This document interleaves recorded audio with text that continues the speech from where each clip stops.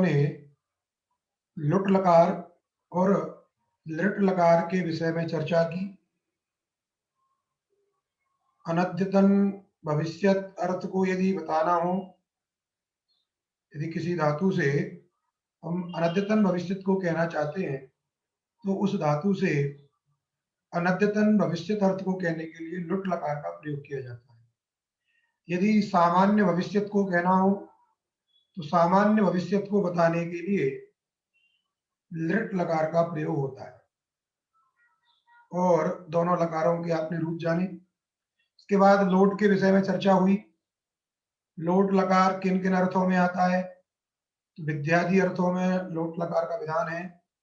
विद्यादि अर्थ कौन कौन है, उनका क्या क्या अर्थ है, वो भी आप लोगों ने समझा। विधि, निमंत्रण, आमंत्रण, अधीष्ट, संप्रश्न, प्रार्थना। इसके बाद आशीषी लिंग लोटो, ये सूत्र भी है। ये आशीषी लिंग लोटो के बारे में समझा कि आशीर्वाद अर्थ में लिंग लकार और लोट लकार का प्रयोग होता है, दोनों। तो जो विधि अर्थ में लिंग आता है उसको विधिलिंग कहते हैं, और आशीर्वाद अर्थ में जो लिंग आता है उसको आशीर लिंग कहते हैं। ये एक ही लिंग लकार के दो भेद अर्थ की दृष्टि से हो जाती है। विधि अर्थ में आया तो विधिलिंग, और आशीर्वाद अर्थ में आया तो आशीर लिंग। ये आशीर्वाद जो है विद्यादि अर्थों के साथ प्रयुक्त नहीं किया है, इसमें कुछ अतिरिक्त कार्य होता है, इसलिए उन अर्थ से अतिरिक्त रखा। नहीं तो वहां एक और जोड़ देते, विधि, निमंत्रण, संप्रश्न, प्रार्थना, प्रार्थना शिशु, संप्रश्न, प्रार्थना शिशुलिंग, अर्थात एक ही लकार सभी अर्थों को कह देता। तो इन दोनों में कुछ अंतर है, इसलिए इनका पृथक भेद किया। इस अर्थ को उन्हीं के साथ में प्रविष्ट नहीं किया, अतिरिक्त अर्थ के रूप में इसको रखा। इसकी प्रक्रिया भी भिन्न है, कार्यों में भी अंतर है, और अर्थ तो भिन्न है ही है। तो प्रक्रिया भिन्न होने के कारण कुछ विशेष कार्य इसमें करने हैं, वो अन्य कार्य विद्यादि अर्थों में नहीं करने हैं। इसीलिए इस लकार को, अर्थात इस अर्थ को लेकर के लकार ही एक अलग बना दिया, आशीर लिंग। बात समझ में आई? लिंग लकार तो एक ही है। वहां आपने जब मूल में पढ़ा तो लिंग एक बार ही पढ़ा गया, लेकिन यहाँ दो हो गए। विधि लिंग उसको बोलते हैं और एक आशीर लिंग हो गया। तो आशीर लिंग में कुछ विशेष कार्य है, तो कार्यों की दृष्टि से वो कार्य हमको विद्यादि अर्थों में नहीं करने, इस दृष्टि से इस अर्थ को अलग रखा और आशीर लिंग। और लोट भी किया, इसमें लोट लकार भी होता है। देखिए विद्यादि अर्थों में भी लोट लकार होता है, तो विधि अर्थ में लोट भी लिंग भी, वैसे ही आशीर्वाद अर्थ में लिंग भी लोट भी। लेकिन आशीर्वाद अर्थ में और अतिरिक्त कार्य कुछ होते हैं, इसलिए उस लिंग को अलग कर दिया है। आशीष लिंग लोटो, ये बात हो गई थी। इसके बाद सूत्र है आगे, ए रू, ए उ, ए अर्थात ई इत्यस्य, ई शब्द के षष्ठी का रूप है ए। जैसे हरि शब्द का क्या रूप बनता है? हरे। वैसे ई शब्द का क्या बनेगा? ए, अर्थात इकारस्य। उ, प्रथमा का रूप है उ, अर्थात इकार को उकार होता है। लेकिन जो स्थानीय इकार है वो किम संबंधी हो? लोट संबंधी। किम संबंधी होना चाहिए इसको? लोट संबंधी। अतः लोट संबंधी जो इकार,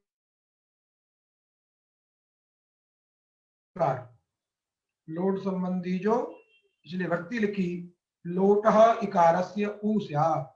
लोट संबंधी जो इकार है, लोट संबंधी जो इकार, उसको उ हो जाता है, और प्रयोग बनाया भवतु। तो भू धातु से विद्यादि अर्थों में लोट लकार करिए, समझिए। तो भू लोट, ओ प्रकार की संज्ञा भू ल के स्थान पर तिप कर दीजिए, भूतिप प्रकार की संज्ञा भूति। और तिंसित सार्वधातुकम से इसकी सार्वधातुक संज्ञा है। तिंसित सार्वधातुकम से इसकी सार्वधातुक संज्ञा है। कर्तरी सप सूत्र के द्वारा सप है, और उस सप की भी सार्वधातुक संज्ञा है। उस सूत्र के द्वारा भू जो इगंत अंग है उसको गुण, और अ को मान करके एचो एवं यावा सूत्र के द्वारा अब आदेश करते हैं। सूत्र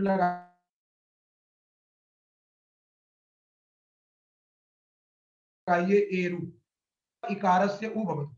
लोट संबंधी जो इकार है, तो लोट क्या था? लोट लकार था। उसके स्थान पर क्या आया था? तिप प्रत्यय आया था। इसका मतलब लोट संबंधी इकार कौन हो गया? ती में जो इकार है वो लोट संबंधी, इसलिए लोट संबंधित्व क्या होगा? उस ई के स्थान पर उ आदेश हो जाएगा, तो भवती की जगह क्या हो जाएगा? भवतु। तो ई के स्थान पर क्या हो गया? केवल उ हो गया, बन गया भवतु। तो एक वचन में क्या बन गया? भवतु। इसके बाद भवतु में ही एक और विशेष कार्य करना है। क्या कार्य करना है? तो सूत्र देखिए आप आगे, तुहियोस्तातंगास्यन्नतरस्याम। तुहियो, तू और ही, उसके द्विवचन का रूप है तुहियो। तुहियो तातंग, तुहियो तातंग। और आशीषी अन्यतरस्याम, अलग अलग पद कर लीजिए। तुहियो, ये षष्ठी द्विवचन हो गया तुहियो। तातंग, ये प्रथमांत हो गया। आशीषी, ये सप्तम्यंत हो गया, अर्थ का वाचक है। और अन्य तरस्याम, ये विकल्प बोधक शब्द है।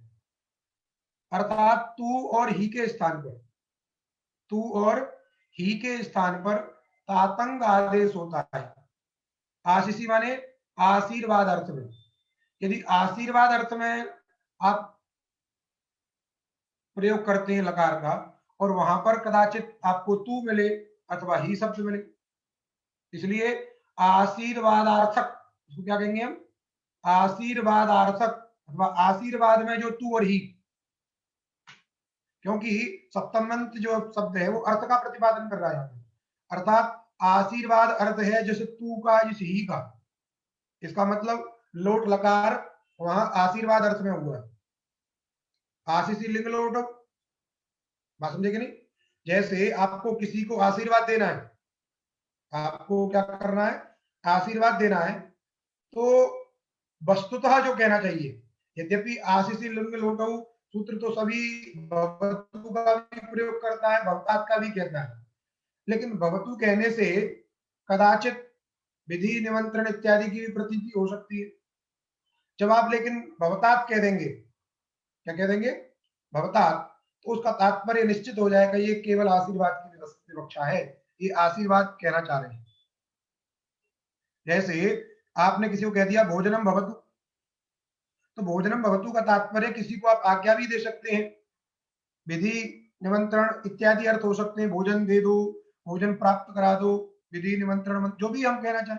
लेकिन भोजनम भवतात ऐसा आपने प्रयोग कर दिया, भोजनम भवतात, तो भवतात कह देने से निश्चित हो जाएगा कि ये आशीर्वाद देना चाहते हैं कि किसी को भोजन नहीं मिल रहा, तो आपने आशीर्वाद दे दी भोजनम भवतात।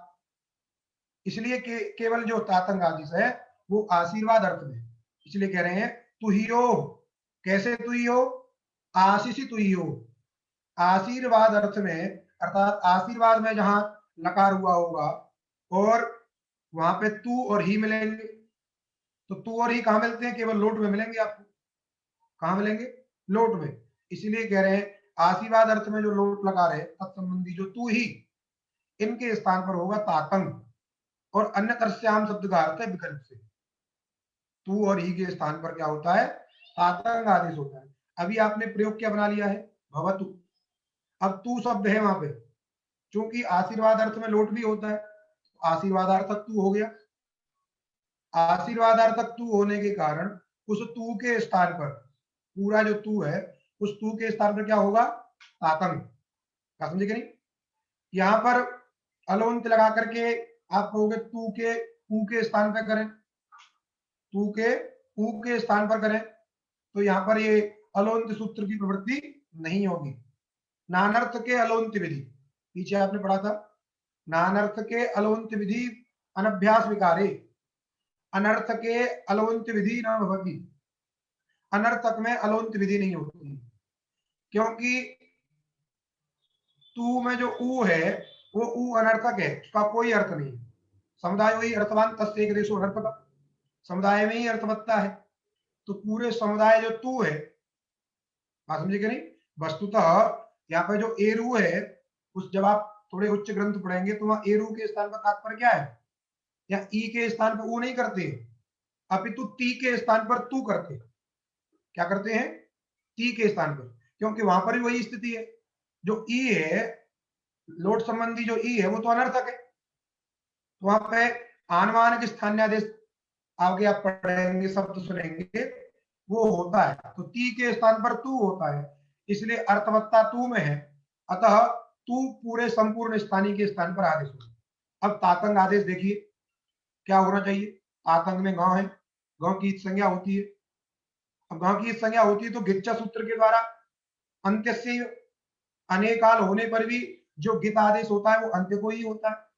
ये बात पीछे आप अनेकाल से सर्वस्य और उसके बाद गिच्च अयम अपनी अंत्यस्यैव स्यात्, बात समझे कि नहीं? ये पढ़ चुके हैं आप गिच्च सूत्र, लेकिन यहाँ पे लिखा है परत्वात् सर्वादेशः। क्या लिखा है? परत्वात् सर्वादेशः, अर्थात कह रहे हैं अनेकाल से सर्वस्य सूत्र पर है, अतः परत्वात् सर्वादेश है। तो ठीक है, बोले परत्वात् सर्वादेश आप कहिए, लेकिन गिच्च सूत्र क्या है? अपवाद है। गिच्च सूत्र क्या है? अपवाद है। तो पर से तो अपवाद बलवान होता है, तो आपने कैसे लिखा है यहाँ पर परत्वात् सर्वादेश? बात समझ में आई कि नहीं? तो जो तातंग आदेश गित है, तो गित होने से अंत्य के स्थान पर ही होना चाहिए, संपूर्ण तू के स्थान पर नहीं होना चाहिए। और फिर आप यहाँ पे लिख रहे हैं परत्वात् सर्वादेश, इस बात को आपको समझना होगा। वस्तुतः यहाँ पे परत्वात् सर्वादेश ही है, यहाँ पे अपवादत्व की बात नहीं है। क्यों नहीं? तो देखिए, गिच्च सूत्र की प्रवृत्ति कहाँ होती है, आपको पहले समझना है। गिच्च सूत्र कहाँ प्रवृत्त होता है? जहां गकार रखा हुआ आपने और उस गकार का गिच्च सूत्र के अतिरिक्त अन्य कोई प्रयोजन ना हो। बात समझ में आई? गिच्च सूत्र के अतिरिक्त यदि गकार का कोई प्रयोजन नहीं है, गकार रखने का कोई औचित्य नहीं है, वहीं पर केवल गिच्च सूत्र की प्रवृत्ति होती है। यदि उस गकार का गिच्च सूत्र के अलावा भी कोई प्रयोजन है, अर्थात तातंग को गित करने का प्रयोजन क्या है? तातंग जो आदेश है, इसको गित करने का प्रयोजन क्या है? गित करने का प्रयोजन आगे आप पढ़ेंगे, इही इत्यादि प्रयोग बनाते समय इही एही, वहां पर गित करने से क्या होगा? गुण वृद्धि का निषेध। गुण वृद्धि का क्या होता है? किंगिति च गित की निमित्त लक्षण गुण वृद्धि न इसका आगे अभी आप पढ़ेंगे। तो ये गित का प्रयोजन वहां पर गुण वृद्धि के निषेध में भी है। अतः यहाँ जो तातंग में ग है, ये ग केवल गिच्च सूत्र की प्रवृत्ति कराने के लिए नहीं है, अभी तो इसके अन्य प्रयोजन बैठे हैं। बात समझे नहीं? अन्य प्रयोजन इसके बैठे हैं। अतः जहां अन्य प्रयोजन कोई बैठा होगा, वहां पर गिच्च सूत्र की प्रवृत्ति नहीं होती। अतः अपवादत्व का कोई विषय नहीं है। जब परस्पर विरोधी विरोध कोई हो, गिच्च भी लगने लगे और अनेकाल से सर्वस्व भी लगने लगे, अब तो हम बात करें अष्टाध्यायी की दृष्टि से देखें तो पर जो अनेकाल से सर्वस्व है ही है। इसीलिए गिच्च सूत्र के अतिरिक्त अन्य प्रयोजन के रहने के कारण तातंग में, क्योंकि यही प्रयोग बनाना है, यहाँ पे भवतु इत्यादि में तो कोई क्षति नहीं है, लेकिन सूत्र केवल भवतु या भवतात की सिद्धि करने के लिए नहीं, संपूर्ण प्रयोग इससे सिद्ध होने। यदि वहां पर तातंग को गित न करें, तातंग को गित न करें, तो गुण वृद्धि का निषेध नहीं हो पाएगा। आगे अन्य भी हमको काम है, इसलिए गिच्च सूत्र के अतिरिक्त अन्य प्रयोजन होने के कारण यहाँ पर गिच्च सूत्र नहीं लगेगा। अतः परत्वात क्या होगा? संपूर्ण तू के स्थान पर तातंग आदेश हो जाएगा। तो तू के स्थान पर हो गया तात, की संज्ञा होगी, बन गया भवतात। ये विकल्प से होता है। जब एक बार तातंग हो गया तो भवतात एक प्रयोग बन गया, और जब नहीं हुआ तो भवतु, यही रूप रहेगा। तो एक वचन में दो रूप बन गए आपके, प्रथम पुरुष एक वचन में भवतु भवतात। इसके बाद द्विवचन लाइए, तिप के बाद तस प्रत्यय आएगा और भव बनाए रखिए आप, भव बनाने में कोई आपत्ति नहीं है। भव तस क्या बन गया? भव तस द्विवचन में। अब आगे सूत्र देखिए, सूत्र है लोटो लंगवत। लोटो लंगवत। लोट जो है लंग के समान होता है, लोट जो लकार है वो लंग के समान होता है। अब यहां पे बात समझने वाली है, देखिए लंगवत शब्द का प्रयोग किया। लंगवत शब्द का तात्पर्य क्या है? लंगह इव, लंगह इव इति लंगवत तत्र तस्यैव। सूत्र पढ़ेंगे आप आगे। षष्ठ्यंत प्रातिपदिक से यहां पे क्या हुआ है? षष्ठ्यंत प्रकृतिक समर्थ सुबंत से क्या हुआ है? वती प्रत्यय हुआ है, षष्ठ्यंत मान करके। यहाँ तेर तुल्यम क्रियाचेदवती सूत्र के द्वारा नहीं है, तत्र तस्यैव सूत्र के द्वारा षष्ठी प्रकृतिक समर्थ सुबंत जो है उसको मान करके यहाँ पर वती प्रत्यय है, तब बना है लंगवत। तो लंग पदोत्तर जो षष्ठी है उसका अर्थ है स्थान षष्ठी। क्या अर्थ है उसका? स्थान। तो सूत्र का अर्थ क्या होगा? लंगवत माने लंग के उत्तर षष्ठी हो गई, लंग स्थानिक वत, लंग के स्थान पर जो कार्य होते हैं वही कार्य लोट के स्थान पर होंगे। ध्यान दीजिए, यहाँ पे सप्तम में नहीं मानना है इसको। यदि केवल कह दें लंगी इव, लंग के समान, लंग निमित्तक कार्य, तो लंग निमित्तक कार्य बहुत सारे हैं। जैसे लंग लकार में है, आगे सूत्र पढ़ेंगे आप, लुंग लंग रिंग क्षणोदात्त अटकागम होता है। यदि सप्तम्यंत मानते हैं, लंग निमित्तक मानते हैं, तो लोट लकार में भी क्या होना चाहिए? अट का आगम होना चाहिए। लेकिन ऐसा नहीं देखा जाता प्रयोग। इसका मतलब यहाँ पर रहस्य है। ये रहस्य क्या है कि यहाँ पे ये षष्ठ्यंत है, लंग स्थानिक जो कार्य हैं वही लोट में होती है। तो लंग स्थानिक कार्य क्या क्या है वो आगे बताए जाएंगे। जैसे ये दो कार्य हैं, आगे आ रहे हैं।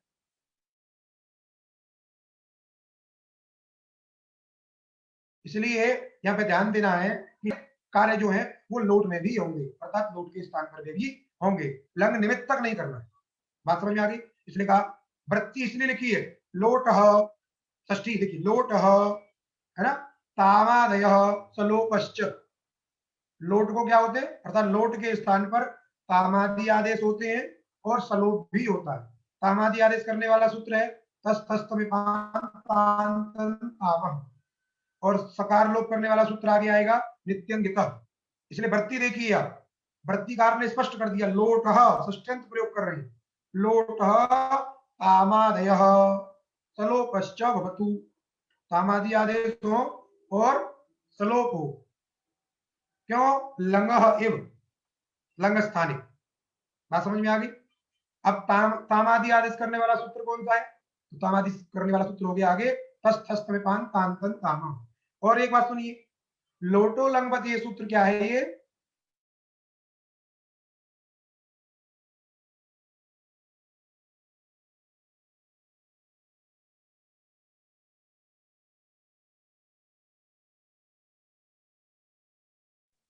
बात समझ में आ गई? अब सूत्र आगे देखिए, तस्थस्थमेपाम तांतन तामह। ये क्या कह रहा है? गितः चतुर्णाम तामादय क्रमाच्यु। गित जो लकार है, गितश्च चतुर्णाम। अब देख लीजिए आप, गित लकार कितने हैं? तो पहले टित लकार है, लट लिट लुट के बाद लंग लिंग लुंग रिंग, ये चार गित लकार है, लकार की संज्ञा होती है। तो पांच लकार आपके कैसे हैं? टित हैं। और चार लकार कैसे हैं आपके इधर जो है? ये गित है। बात समझ में आई? इसलिए यहां पे कह रहे हैं गितश्च चतुर्णाम। गित जो चार लकार हैं, लंग लिंग लुंग लिंग, गितश्च चतुर्णाम तामादय। गित लकारों के जो तामादि, गित लकारों के जो तस थस थ मी मिप, इनको तामादि आदेश होते हैं। गितस चतुर्णाम तस्थस्थमिपाम तामादय अर्थात तांतन ताम इत्याकार का आदेशा भवन्तु। क्रमेण गित लकार हो गए आपके। और स्थानीय कौन कौन है? तस थस थ और मिप, ये हो गए आपके चार स्थानीय। बात समझ में आई? क्या हो गए? ये चार स्थानीय।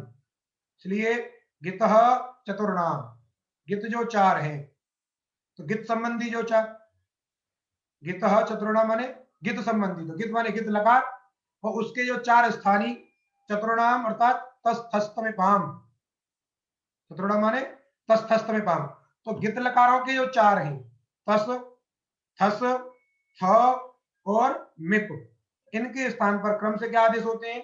ताम, तम, है, त और अम, तान, तन, ताम, समझ में आ गई? ताम आदेश होगा, तम आदेश होगा, त आदेश होगा और अम आदेश होगा, तान, तन, ताम, इस प्रकार ये क्रम से आदेश होती है। अब प्रकृति में देखिए, द्विवचन में तस प्रत्यय है, भवतस। अब चूंकि लोट लंग के समान है और लंग लकार गित लकार है, इसलिए तत्संबंधी जो भी कार्य है, गित संबंधी जो कार्य ताम आदि आदेश, वो लोट में भी हो जाएंगे। तो लोट संबंधी जो तस है, उस तस के स्थान पर क्या हो गया? ताम, मिला दीजिए, भवताम, क्या बन गया? भवताम। तो भव, भवतात, भवताम। अब बहुवचन में झी प्रत्यय आएगा और भव बनाए रखिए आप, भव झी, झी को अंतादेश कर दीजिए, अतो गुणे पर रूप कर दीजिए, भवंती बन गया। भवंती बनाने के बाद में एरु सूत्र लगाना है आपको, बस क्या लगाना है? एरु, ई को ऊ कर देना, बन गया भवंतु। तो भवतु, भवतात, भवताम, भवंतु। आगे देखिए भव, क्या बन गया? भव। यहां पर क्या है? मध्यम पुरुष एक वचन में सिप प्रत्यय, भूसी, सी को क्या करिए? साधातुक संज्ञा करिए, कर्तरी सबसे सब करिए और सबको मान के गुण करिए, अब आदेश करिए भवसी, क्या बन गया? भवसी। अब सूत्र है से ही, से रह, तो से ही अपिच, से ये षष्ठ्यंत है, ही ये प्रथमांत है और अपित ये भी प्रथमांत है और च जो है बोधक पद है। अर्थात लोट लकार संबंधी जो सी है, सी प्रत्यय है, उसको होता है ही। लोट संबंधी सी के स्थान पर क्या होता है? ही आदेश होता है। और वो ही कैसा होता है? अपित। क्या होता है वो? अपित। क्यों? सिप जो है पित है, सिप प्रत्यय कैसा है? पित है, पकार की संज्ञा होती है, बात समझ आएगी नहीं? इसलिए पित है, तो उसके स्थान पर आने वाला जो भी आदेश होगा वो भी कैसा होना चाहिए? पित ही होता है। तो इसलिए ही भी पित ही प्राप्त है। ही क्या प्राप्त है? पित प्राप्त है। वो पित ना हो, उसको अपित करने का प्रयोजन क्या है? अपित सार धातुकम से गितवत भाव होकर के और गित होने के कारण आगे अन्य सूत्रों, अन्य प्रयोगों में ही इत्यादि में गुण का निषेध करना है, गुण वृद्धि का क्या करना है? निषेध। वहां के लिए इसको अपित करना आवश्यक है। यहां तो सबको मान करके गुण हो गया है, भव बन गया है, और सी को ही कर देंगे, लोप कर देंगे, भव बन जाएगा, कोई दिक्कत नहीं। यदि भू धातु से सी के स्थान पर होने वाला ही यदि अपित ना भी हो तब भी कोई क्षति नहीं है, लेकिन आगे हमको आवश्यकता है ही, ए ही, समझे कि नहीं? तो इसलिए कह दिया कि जो ही होता है वह कैसा हो जाता है? अपित हो जाता है। जब अपित हो गया तो अपित सार धातु गित हो जाता है और गित को मान करके वहां गुण वृद्धि का निषेध होता है। यहाँ पर अपित का कोई फल नहीं है प्रकृति में, लेकिन अपित कह रहा है, विधान कर रहा है, आप इसको अपित मानिए, आप समझे कि नहीं? तो ये जो सी के स्थान पर ही होगा वो कैसा होगा? अपित। इसलिए कह दिया लोटः से ही और सह अपिच, और वो जो ही है वो क्या होता है? अपित होता है। अर्थात पित्त संबंधी कार्य उसमें नहीं होते हैं पित्त को मान करके, इसका मतलब अपित को मान के होंगे। फिर आगे देखिए, अतो हे, अतः परस्य हेर लुक, हरस्वकार, अतः माने हरस्वकार से परे ही का लुक होता है। प्रकृति में क्या बन गया है? भवसी, कितना बना लिया आपने? अब लगा दीजिए सेहरे पिच, सी के स्थान पर कर दीजिए ही, अपित है वो, तो ही कर दिया, बन गया भव ही। अब लगाइए अतो हे, अत हो गया भव में वकार उत्तरवर्ती अकार, उससे उत्तर ही का क्या कर दिया? लुक कर दिया, क्या बन गया? भव, समझे कि नहीं? लेकिन जैसे ही पहले क्या हुआ है? भव ही बना, क्या बना है? भव ही, वहां पर पीछे जो आपने सूत्र पढ़ा था, तो हियोस्तातंगा शिष्य न दृश्याम, इस सूत्र के द्वारा पहले क्या हो जाएगा, ही के स्थान पर तातंग आदेश हो जाएगा। तो संपूर्ण ही के स्थान पर तातंग हो गया, तो एक प्रयोग बन जाएगा भवतात, क्योंकि सूत्र विकल्प से करता है।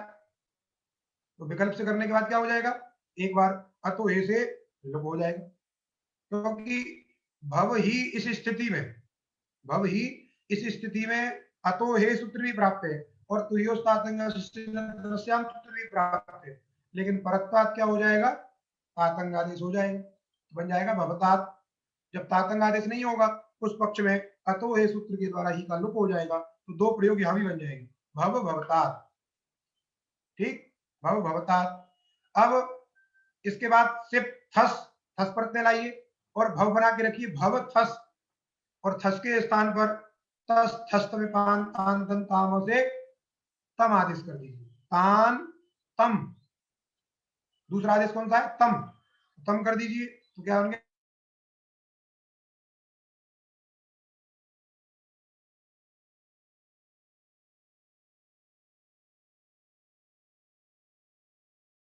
भवतम बन गया।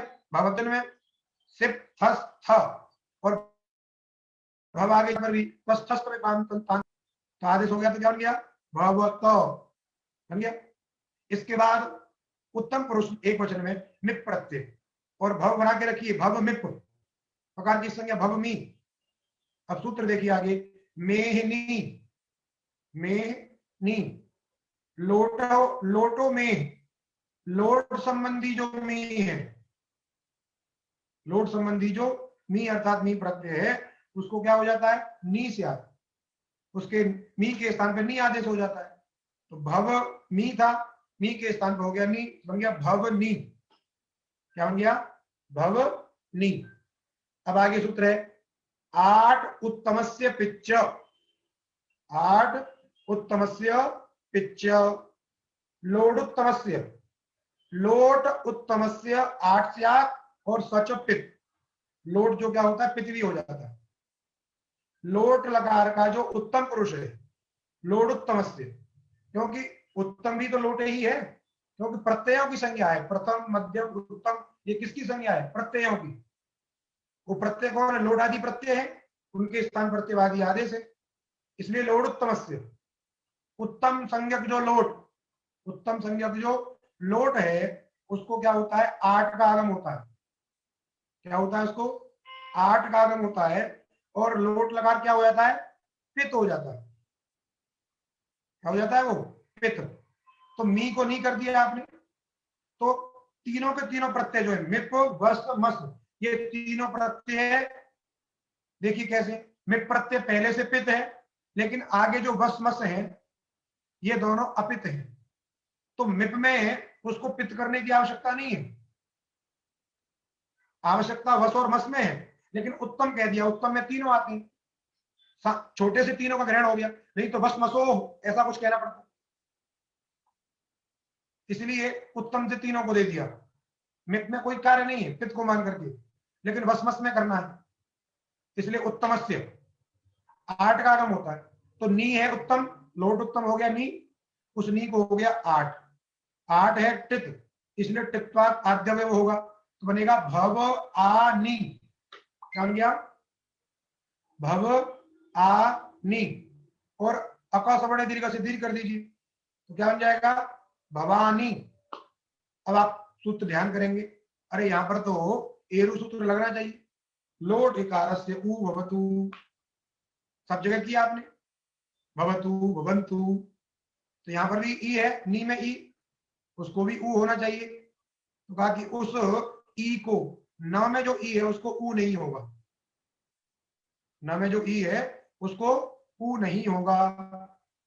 वैसे ही जो पीछे आया था ही, उस ही के स्थान पर भी कहें कि एरू लगा दें हम, वहां पर भी जो ई है उसको ऊ कर दें, तो वहां पर भी नहीं होगा। क्यों नहीं होगा, उच्चारण सामर्थ्यात, इकारोच्चारण सामर्थ्यात, यदि यदि हमको नकार के उत्तर जो ई है उसको ऊ करना होगा, तो हम लोटो मेरनी सूत्र ना करके क्या बनाते, मेरनु, क्या सूत्र बनाते? मेरनु लाघव होता, उसमें प्रक्रिया लाघव होता। पहले ई करें, फिर इस ई को ऊ करें, इससे अच्छा क्या है सीधे ऊ कर दे, तो उसमें प्रक्रिया लाघव होता कि नहीं होता? अतः पाणिनि जी ने ई का उच्चारण किया है, अतः इकारोच्चारण सामर्थ्यात् नकारोत्तरवर्ती जो ई है उसको ऊ नहीं होता है। वैसे ही जो सेहरे पिच में जो ही हो जाता है आदेश, वहां भी आप कह सकते हो ही के ई के स्थान पे ऊ हो जाए, तो वहां पर भी नहीं होता है। क्यों? यदि हु करना होता, ऊ करना होता, तो वहां भी सूत्र क्या आते? से हु। क्या करते वहां पर? से हु। और फिर तुहियो स्तातंगा में क्या करते? तू हु। तो वो क्या बनाते? तो वो, क्योंकि ही मिलता ही नहीं, ही के स्थान पर क्या हो जाता? हु हो जाता। इसलिए कह दिया हिन्यो उत्पन्न।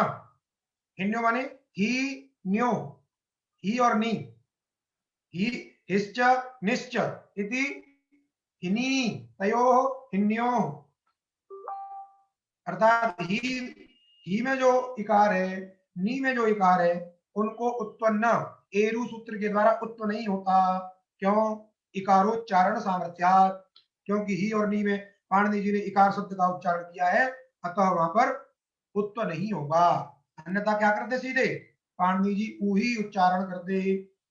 बात समझ में आ गई? इसलिए क्या बन गया? भवानी बन गया। यहां भवानी बन गया है। अब ये कुछ जो सूत्र है बीच में, ये प्रसंग के साथ यहाँ पे बताए जा रहे हैं, इनको आप देखिए। ते प्राग धातु, ते प्राग धातु, ते माने ते शब्द का अर्थ है गत्युपसर्ग संज्ञा, गति संज्ञक शब्द और उपसर्ग संज्ञक शब्द आपने बहुत पढ़ा। इनकी गति संज्ञा होती है ना, और इनकी उपसर्ग संज्ञा होती है। धातु के योग में उपसर्ग संज्ञा गतिश्च, गति संज्ञा भी होती है। बोले इस गति और उपसर्ग का क्या करना है हमको, इनका प्रयोग कहां होता है? तब सूत्र है ये, गत्युपसर्ग संज्ञा धातु प्रागेव प्रयोक्तव्य। जैसे हम कहते हैं ना, प्र उपसर्ग पूर्वक इस धातु से ये हो गया है। जैसे आपने प्रांच इत्यादि बनाए थे, तो कहते हो प्र उपसर्ग पूर्वक अंचु धातु से फिर प्रत्यय किया, सर्वापारी लोप किया, ऐसा था। तो उपसर्ग को पूर्व में क्यों कहते हैं? आप कहिए अंचु धातु से उत्तर में प्र उपसर्ग जोड़ा हमने, फिर क्यों प्रत्यय किया, ऐसा क्यों नहीं कहते? उपसर्ग को पूर्व में ही क्यों रखते हैं? उपसर्ग को बीच में क्यों नहीं रखते? उपसर्ग को अंत में क्यों नहीं रखते हैं? बात समझे कि नहीं? गति संज्ञक शब्द को पूर्व में क्यों रखते हैं, मध्य में क्यों नहीं रखते हैं, उत्तर में क्यों नहीं रखते हैं? तो उसका नियामक सूत्र है, पूर्व में क्यों रखा जाता है, उसके लिए सूत्र है ते प्राग धातु। ये सूत्र बता रहा है, आदेश कर रहा है कि जिनकी गति संज्ञा होती है अथवा जिनकी उपसर्ग संज्ञा होती है, उनको धातु से पूर्व में ही प्रयोग किया जाता है। आज्ञा कर रहा है सीधे, प्रयोक्तव्या। समझे कि नहीं? अर्थात गत्युपसर्ग संज्ञक शब्दाः धातु प्रागे प्रयोज्या, धातु के पहले ही उनका प्रयोग होगा। कभी ये नहीं कहना है अंचु धातु से प्र उपसर्ग जोड़ दिया, बाद में अंचु प्र फिर क्विन प्रत्यय किया, ऐसा नहीं। तो जब आपसे कोई पूछेगा कि उपसर्ग का या गति का पूर्व में प्रयोग क्यों होता है, तो ये सूत्र आपको स्मरण रखना है, ते प्राग धातु। बात समझ में आ गई? इसलिए कहा ते माने गत्युपसर्ग संज्ञक शब्दाः धातु प्रागेव प्रयोक्तव्या। बात समझ में आ गई? अब आगे सूत्र देखिए, आनिलोट। क्या सूत्र है? आनिलोट। ये आनिलोट सूत्र ऋणत्व करने वाला सूत्र है। ऋणत्व प्रकरण में ये सूत्र पढ़ा गया है। रसाभ्याम ऋण समान पदे अट्ठोपांगुम उपसर्गस्थात इत्यादि सूत्र के बाद में आनिलोट, इसलिए इसमें अनुवृत्ति वगैरह सब वही है सामान्य। इसका अर्थ क्या कर रहे हैं? कह रहे हैं उपसर्गस्थात निमित्तात् परस्य, उपसर्ग में स्थित निमित्त से परे। ध्यान दीजिए, ऋणत्व के निमित्त कौन है? रेफ और सकार। ऋणत्व के निमित्त कौन है? रेफ और सकार। निमित्ती कौन है? नकार। निमित्ती शब्द का अर्थ क्या होता है? स्थानीय। समझेगी? और निमित्त माने कारण, हेतु, जिसको मान के कार्य होना है। अर्थात यहां पर जो रेप सकार है वो उपसर्ग में स्थित होने चाहिए। ये सूत्र कहां लगेगा? जहां उपसर्ग में स्थित रेप सकार रहेंगे। और क्या शर्त है? उपसर्गस्थात् निमित्तात् परस्य लोडादेशस्य, लोट आदेश, लोट स्थानिक जो आदेश है, आनी, आनी, आनी का मतलब मेरनी से नी होता है और आड़ुत तमस्य से आठ का आगम होकर के वो आनी हो जाता है। क्यों?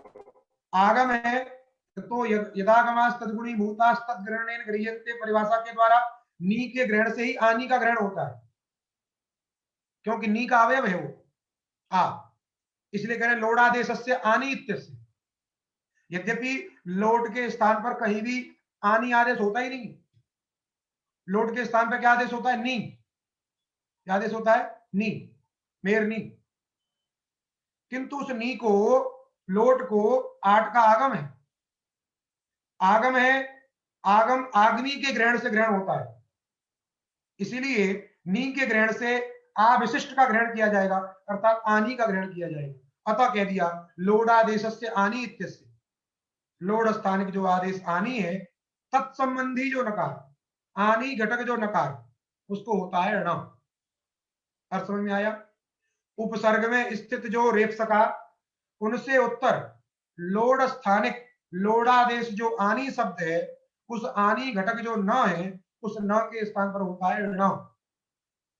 जैसे प्रभवाणी, अभी आपने भवानी बना लिया, अब आपने प्र उपसर्ग जोड़ दिया उसमें, प्र भवानी पहले बना लीजिए, प्र भवानी। अब यहां देखिए उपसर्ग है प्र, उस प्र में निमित्त कौन हो गया? रेप, प और र मिलके प्र है, रेप हो गया उपसर्ग, उपसर्ग में स्थित। उससे उत्तर लोडादेश जो नी। अब आप कहोगे यहां तो मध्य में पूरे भव का व्यवधान है, मध्य में क्या है? पूरे भव का व्यवधान है, तो आप दिमाग पर थोड़ा जोर डालिए। क्या कहा है? लोड स्थानिक, लोडादेश जो आनी है, तो आनी प्रत्यय है, प्रत्यय बिना प्रकृति के तो आएगा नहीं। जब आनी इत्य से कह दिया, इसका मतलब है कि प्रकृति जितनी भी बड़ी हो उस सबका हमको व्यवधान चलेगा, कोई क्षति नहीं। बात समझ में आई? आनी प्रत्यय है और प्रत्यय का स्वतंत्र प्रयोग तो हो नहीं सकता है बिना प्रकृति के, बिना धातु के। इसलिए आनी कहने का मतलब ही ये हो गया, लोट आदेश जो आनी कहने का तात्पर्य क्या हो गया? प्रकृति का व्यवधान तो सोडव्य होगा ही। और दूसरा, उपसर्ग में स्थित निमित्त मांग रहे हो, जब उपसर्ग संज्ञा कब होगी? तो धातु का प्रयोग होगा, तभी तो प्रादियों की उपसर्ग संज्ञा कब होती है? धातु के योग में होती है, इसका मतलब धातु रहनी चाहिए वहां। इसलिए व्यवधान, अब व्यवधान की चर्चा नहीं करनी, इसलिए न के स्थान पर क्या हो जाएगा? ण हो जाएगा, तो प्रयोग बन जाएगा प्रभवाणी। क्या बन जाएगा? प्रभवाणी। उस प्रभवाणी की सिद्धि भी लिख दिया है एक नंबर पे, वही जो बता रहे, बात समझे कि नहीं? पढ़ेंगे उसको भी। इसके बाद देखिए एक और वार्तिक दे रहे, दुरह सत्वणत्वयोः उपसर्गत्व प्रतिषेधो वक्तव्य। ये एक नई विचित्र बात कह रहे हैं। ये कह रहे हैं कि जिस शब्द में उपसर्गत्व धर्म बैठा है, उसके उपसर्गत्व को रोक रहे हैं कि उसको उपसर्ग मत मानिए। लेकिन कब? जब ऋणत्व विधि, सत्व विधि करनी हो अथवा ऋणत्व विधि करनी हो। सत्व विधि की कर्तव्यता में और ऋणत्व विधि की कर्तव्यता में दुर जो शब्द है, जिसको हम, जिसकी उपसर्ग संज्ञा भी होती है, प्रादि में आता है, जिससे निर्दुष दुर, जो दुर प्रादि है, उस दुर की उपसर्ग संज्ञा नहीं होगी, उसमें उपसर्गत्व धर्म नहीं आएगा, उसका प्रतिषेध कर रहे हैं। दुरह अर्थात दुर इत्याकारक शब्दस्य सत्वणत्वयोः कर्तव्ये, सत्व और ऋणत्व की कर्तव्यता में उपसर्गत्व प्रतिषेध वक्तव्य, उसको उपसर्ग नहीं, उसमें उपसर्गत्व धर्म नहीं आएगा, भले ही वो धातु के पास प्रयुक्त क्यों ना हो। जैसे दुस्थिति, दुस्थिति में दुर उपसर्ग है और वहां पर स्था धातु है, समझे कि नहीं? अब धातु के योग में उसमें उपसर्गत्व होना चाहिए, पर प्रादि के अंतर्गत है, उपसर्गत्व हो जाएगा तो वहां पर सत्व होने लगेगा। बात समझे कि नहीं? क्या होने लगेगा? सत्व होने लगेगा। इसलिए इसके उपसर्गत्व को रोक दिया। उपसर्गास्तनोति सुमति सूत्र है जो लंबा, उस सूत्र के द्वारा सत्व होता है, उसके उपसर्गत्व का निषेध कर दिया कि अर्थात दुर में उपसर्गत्व ही नहीं है। जब दुर में उपसर्गत्व नहीं है तो उपसर्गास्तनोति सुमति इत्यादि एक लंबायमान सूत्र है, उससे इसमें सत्व नहीं होगा, मूर्धन्य सकार नहीं होगा। तो ऋणत्व की कर्तव्य, सत्व की कर्तव्यता, दुस्थिति। दुर्भवानी, दुर्भवानी में यद्यपि दुर जो प्र है उसमें उपसर्गत्व रहना चाहिए, और जब उपसर्गत्व रहेगा तो आनी लोट सूत्र के द्वारा ऋणत्व होना चाहिए। आनी लोट सूत्र के द्वारा क्या होना चाहिए? ऋणत्व होना चाहिए। लेकिन इस वार्तिक ने क्या कर दिया कि ऋणत्व की कर्तव्यता में उसके अंदर उपसर्गत्व धर्म रहता ही नहीं। जब उपसर्गत्व धर्म नहीं रहेगा तो दुर्भवानी ऋणत्व नहीं होगा। क्या बनेगा? दुर्भवानी, ऋणत्व नहीं होगा। वैसे ही ये तो हुआ जिसमें उपसर्गत्व रहना चाहिए, उसके उपसर्गत्व का निषेध कर दिया। अब एक ऐसा वार्तिक कह रहे हैं कि जिसमें कभी भी उपसर्गत्व था ही नहीं, उसमें आरोप कर लीजिए। कह रहे अंत शब्दस्य, अंतर जो शब्द है उस अंतर शब्द में कह रहे हैं अंग की विधि ऋणत्वेषु उपसर्गत्वम वाच्यम। अंतर शब्द में उपसर्गत्व समझना चाहिए। यद्यपि अंतर शब्द का पाठ प्रादि में नहीं है, जब प्रादि में नहीं है तो धातु के योग में उसकी कदापि उपसर्ग संज्ञा नहीं हो सकती है, लेकिन फिर भी अधिदेश कर रहे हैं। किन किन विधि में? अंग विधि, अंग विधि से तात्पर्य आतश्चोपसर्गे, आतश्चोपसर्गे सूत्र के द्वारा, जैसे अंतर्धा, अंतर्धी, अंतर्धा बनाएंगे तो उधर आतश्चोपसर्गे का प्रत्यय हो जाए, अंग प्रत्यय हो जाएगा अंतर्धा। तो अंतर शब्द में वहां पे क्या कर दिया है? उपसर्गत्व जो है लगा दिया। बात समझे कि नहीं? अंग विधि में, और आगे जो काम करना होगा वो काम होगा मान करके वहां। तो अंग विधि की विधि की प्रत्यय उपसर्गे घो की और ऋणत्व विधि, तो प्रकृति में ऋणत्व विधि से काम है, इसलिए वही उदाहरण दिया अंतर भवानी। अंतर शब्द जोड़ दिया आगे और आगे भवानी था, तो अंतर शब्द में क्या कर दिया? उपसर्गत्व मान लिया। जब उपसर्गत्व मान लिया तो उपसर्ग में स्थित निमित्त हो गया। उपसर्ग में स्थित निमित्त से परे आनी घटक जो न है उसको कर दिया ना, तो बन गया अंतर भवानी। तो तीन विधियों में, अंग विधि, की विधि और ऋणत्व विधि, इन तीन विधियों में क्या कर देना है? अंतर शब्द में उपसर्गत्व मान लेना है, और ऋणत्व विधि और सत्व विधि की कर्तव्यता में दुर के उपसर्गत्व का प्रतिषेध कर देना है। तो ये ऋणत्व से संबंधित कार्य थे, धातु से संबंधित प्रत्यय थे, इनको बताना आवश्यक था, इसलिए ये बता दिए। तो हमारा क्या बन गया प्रयोग? तात्पर्य हमारा केवल भवानी से था, भवानी। अब इसके बाद उत्तम पुरुष द्विवचन में भववश, भववश। अब भववश बनाने के बाद आड़ुत्तमस्य पिच, आड़ुत्तमस्य, आठ उत्तमस्य, उत्तम तो है ही, लोड उत्तम जो है वस, उसको हो जाएगा आठ का आगम, बन गया भव आवस, अकस्मणी दीर्घ, भवावस। क्या बन गया? भवावस। और नित्यंगितः सकारांतस्य गिद उत्तमस्य नित्यम लोभ। सकारांत जो गिद उत्तम, सकारांत जो गिद संबंधी उत्तम, गिद उत्तम, तो गित लगा रही है क्योंकि लंग के समान लोट हो जाता है, तो इसलिए गित भी है, गित उत्तम हो गया। सकारांत है वस, उसके सकार का क्या हो जाता है? नित्य ही लोप हो जाता है, तो सकार का लोप हो गया तो भवाव बन गया। वैसे ही मस में भी अंत्य का लोप अलोन्त की सहायता से होगा, क्योंकि इसने तो कहा सकारांत से गिरुत्तम से नित्यम लोप। सकारांत जो उत्तम गित है उसका लोप होता है, संपूर्ण का लोप कर रहा है, तो लेकिन वहां पे क्या लगा रहा है? अलोन्त्य, अलोन्त की सहायता से क्या हो जाएगा? अंत के स्थान पर लोप होगा। समझे कि नहीं? तो अंत का लोप हो जाएगा, बन जाएगा भवाव, और भवाम, मस में भी सकार का लोप हो जाएगा, 8 का आगम वहां भी हो जाएगा, बन जाएगा भवाव भवाम।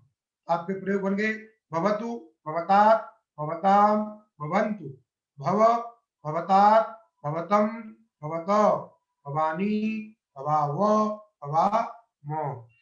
बात समझ में आ गई। अब आगे देखिए, अनद्यतने लंग, अनद्यतने लंग, ये कैसा अनद्यतन है? तो भूतकाल की जो अनद्यतन, अभी आपने कैसा भूत पढ़ा था?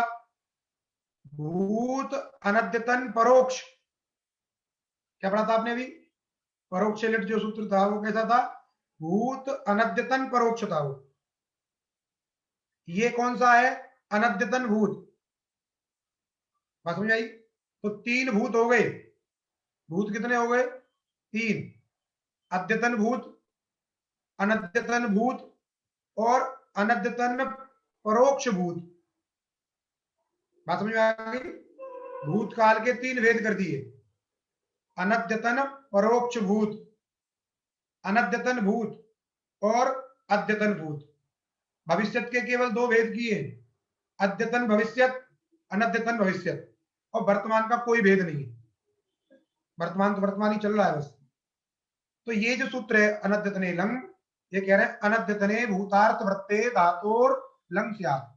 अनद्यतन भूतकाल को यदि कहना हो 24 घंटे के पहले का, जो रात्रि गई है उसके 12 बजे के पहले का, कल पाठ हुआ था, कल कक्षा हुई थी, इस बात को यदि कहना होगा तो वो अनद्यतन भूत हो गया।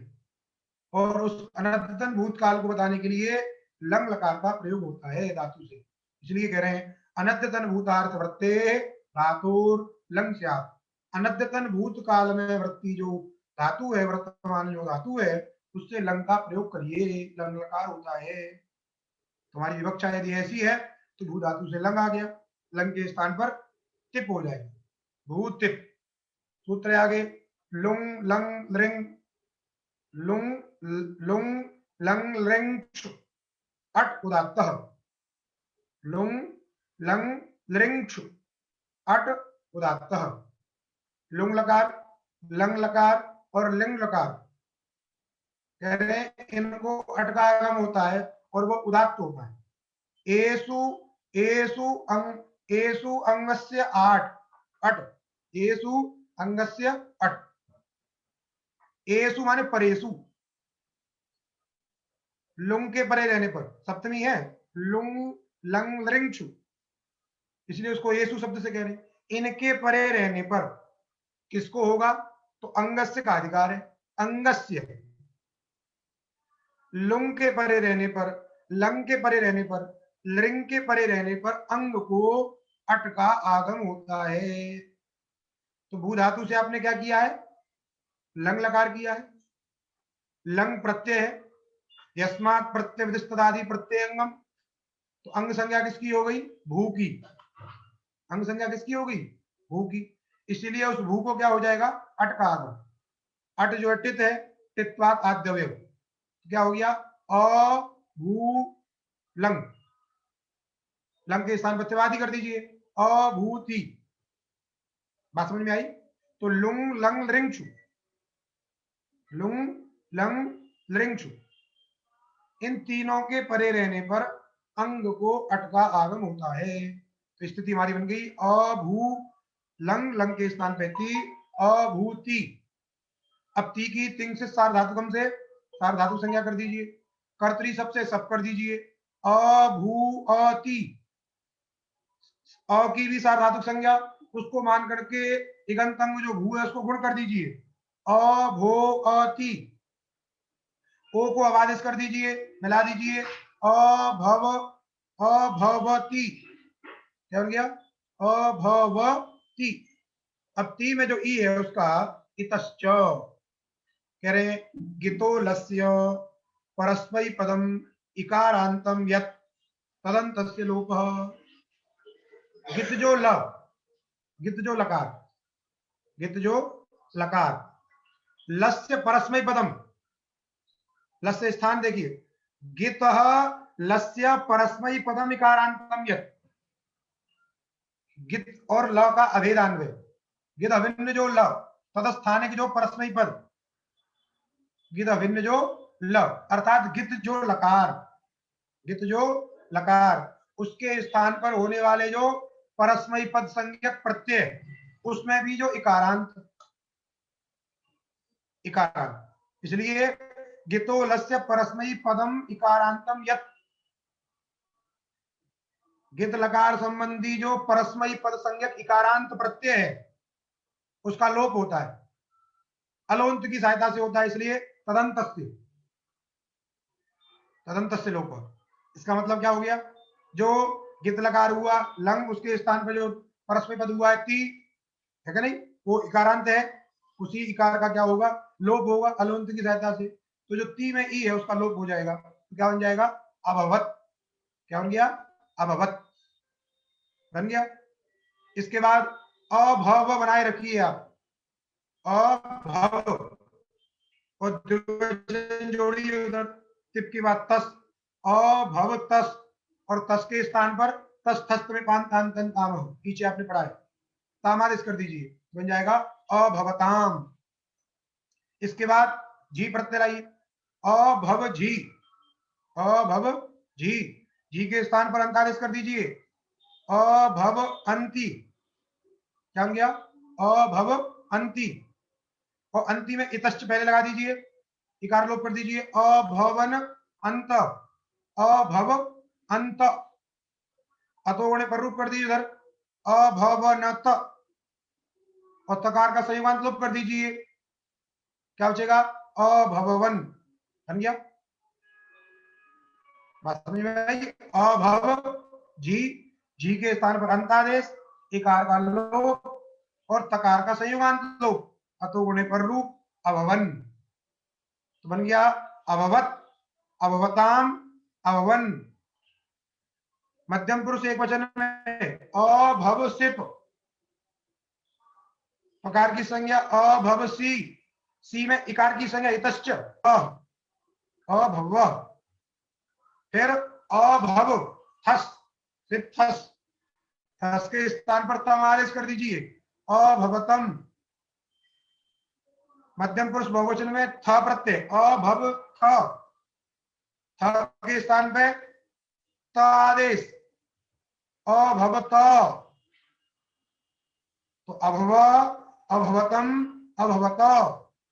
इसके बाद अभव मिप, अभव मिप, प्रकार की संज्ञा अभव मी, इतस्य इकार की संज्ञा ए, तस्थस्त में पान तान तन ताम, हम आदेश कर दीजिए, क्या कर दीजिए, तस्थस्त में पाम, मिप के स्थान पर क्या हो जाता है, हम आदेश। बात समझेगा नहीं, तो क्या बन जाएगा, अतोगुणे पर रूप करने पर अभवम, मी के स्थान पर अम हो गया। उधर अभव वस, अभव वस, अब वस करने के बाद में अतो दीर्घो यही, ययादि सार्वधातु, सार्वधातु संज्ञा है उसकी, वस की, तिंग से सार्वधातुकम से, और यह प्रत्याहार बुद्ध वर्ण आदि में, इसलिए ययादि सार्वधातुक मान करके अदंतम को दीर्घ, अभवाव वस, क्या बन गया, अभवाव वस। और सकार का नित्यंगित, सकार का रूप कर दीजिए, अभवाव, अभवाव, और वैसे ही मस में भी वही करना है, अदंतम को दीर्घ कर देना है, सकार का नित्यंगित से लोप कर देना है, बन जाएगा अभवा, अभवाम। तो पूरे रूप बन गए आपके, अभवत, अभवताम, अभवन, अभव, अभवतम, अभवत, अभवम, अभवाव, अभवाम। यहाँ पर आपका लंग लकार पूर्ण हो गया। अब आप इसका अभ्यास करिए, कल अष्टमी है, कल अवकाश रहेगा, जितना आपने पढ़ा इसका पूरे का अभ्यास करके आइए।